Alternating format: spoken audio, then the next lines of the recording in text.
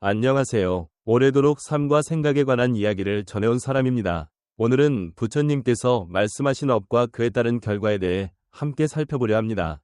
혹시 왜 누구는 일찍 세상을 떠나고 누구는 오래 사는 걸까? 왜 누구는 병을 달고 살고 누구는 늘 건강할까? 왜 어떤 사람은 얼굴이 늘 어둡고 보기 힘든데 어떤 사람은 아름답고 보기 좋은 걸까? 왜 누구는 힘이 없고 약자인데 누구는 막강한 힘을 가지고 영향력을 행사할까? 왜 누구는 가난과 굶주림 속에 살고 또 누구는 부유하고 풍족할까? 왜 어떤 사람은 낮은 신분의 집안에서 태어나고 또 어떤 사람은 높은 신분의 가문에서 태어날까? 왜 누구는 어리석고 지혜가 부족한데 누구는 총명하고 밝을까? 같은 의문을 가져보신 적이 있으신가요? 오늘 말씀드릴 내용은 바로 업의 결과에 대한 것입니다. 불교 가정에서 태어나지 않은 분들도 업이라는 가르침을 접하고서 세상에서 벌어지는 개인 간의 온갖 차이를 이해하게 되었고 또한 선한 사람이 오히려 큰 고통을 겪는 이유도 알게 되어 불교를 공부하기 시작했다는 사례들이 있습니다. 제가 아는 한 이탈리아 분도 개인 간 차이에 대해 오래 고민하던 분이었습니다.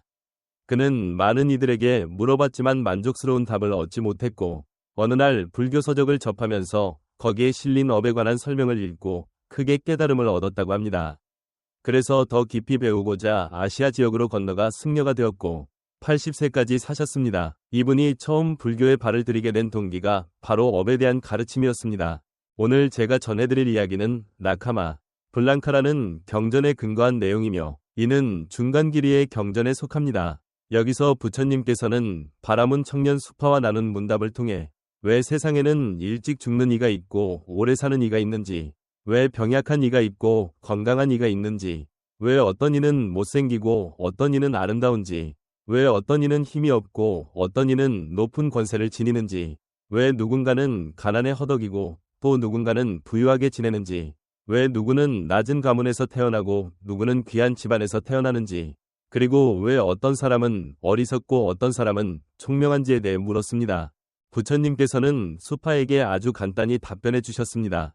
젊은이여, 모든 존재는 자신이 지은 업을 재산으로 삼고 그 업의 결과를 물려받는다. 존재들은 스스로 지은 업에서 비롯되고 업으로부터 태어나며 업과 친밀히 연결되어 있다. 그리고 그 업 때문에 존재 간 차이가 생겨난다. 업이 곧 존재 간 차이를 낳는다. 이렇게 아주 짧은 답을 들은 수파는 부처님께 다시 자세한 설명을 청했습니다. 사실 부처님께서 처음에는 간단하게 답하신 이유가 수파가 매우 똑똑하고 자부심이 강한 사람이었기 때문이라고 합니다.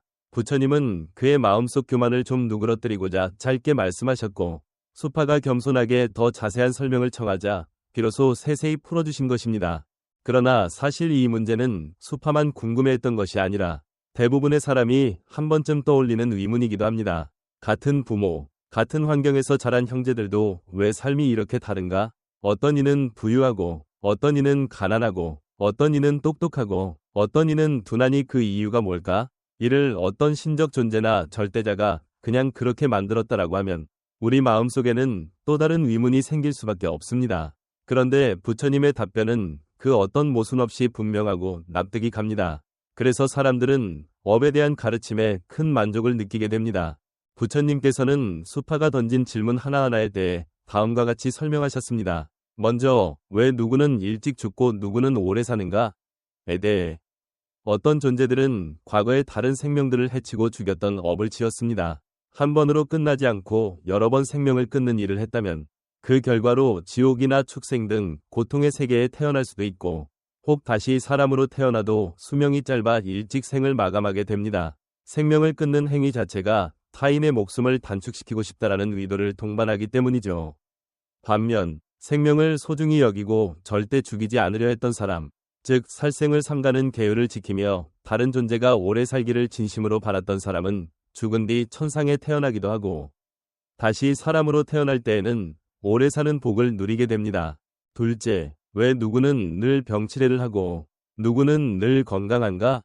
에 대해서는 과거에 다른 존재들을 자주 때리거나 학대해서 몸을 다치게 했던 업이 있다면 그 과보로 재탄생 후에도 여러 질병에 시달리거나 늘 몸이 약하게 됩니다.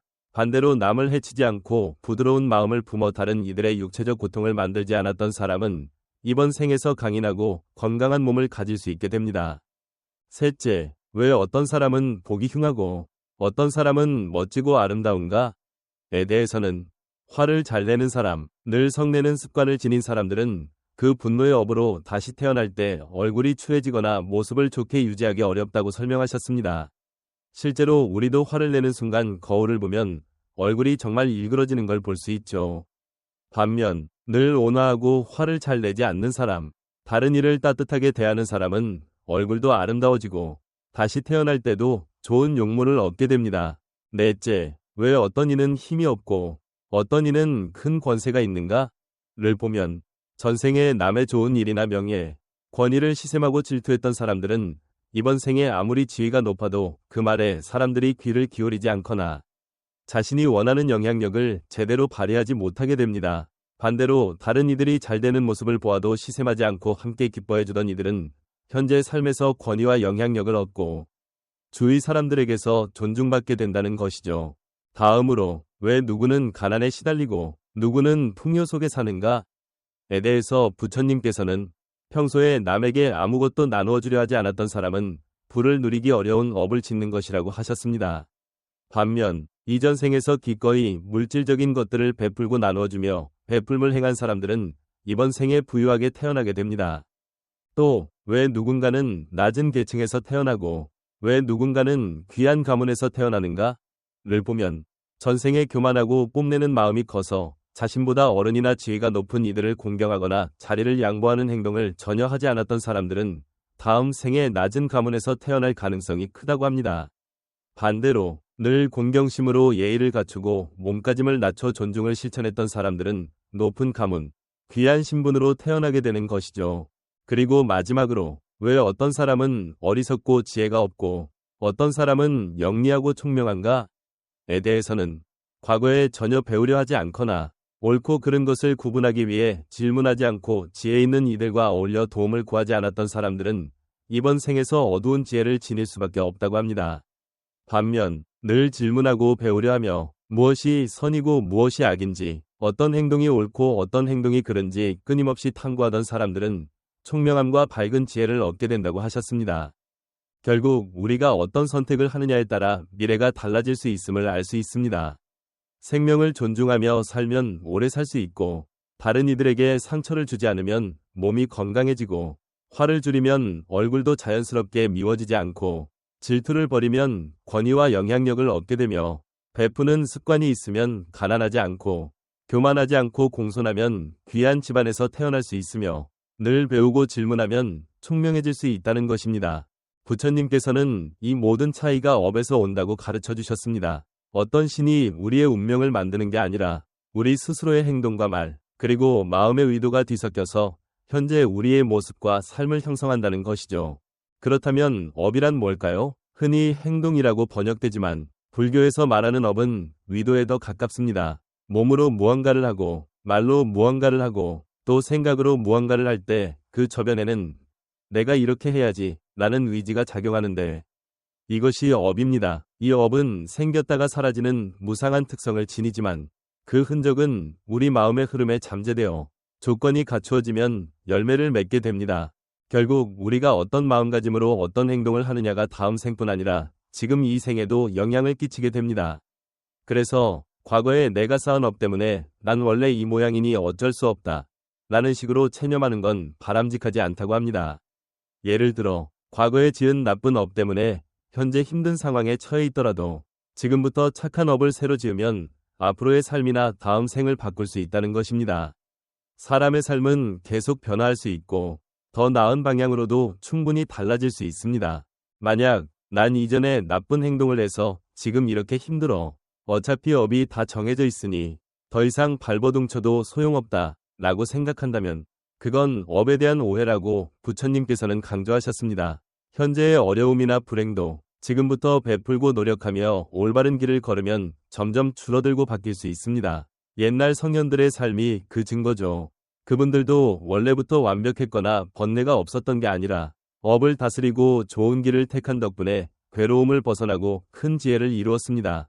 다시 말해, 업은 우리의 삶을 구속하기 위한 것이 아니라 오히려 우리가 어떤 삶을 만들지 스스로 결정하게 해주는 핵심 동력이라고 할 수 있습니다. 그래서 부처님께서는 인간은 스스로 업의 주인이며 스스로 개척하는 존재라고 하셨습니다. 예전부터 우리가 지어온 업 때문에 지금 상황이 어렵다 해도 그걸 바꿀 수 있는 또 다른 업을 지금이라도 짓는다면 상황은 달라질 수 있습니다. 다시 태어나는 문제에만 국한되지 않고 이번 생안에서도 우리는 달라진 결과를 맛볼 수 있습니다. 혹시 그렇다면 내가 과거에 지은 모든 업이 다 결과로 나타나야 하나? 그럼 지금 선한 행동을 하는 건 아무 소용없는 거 아닌가?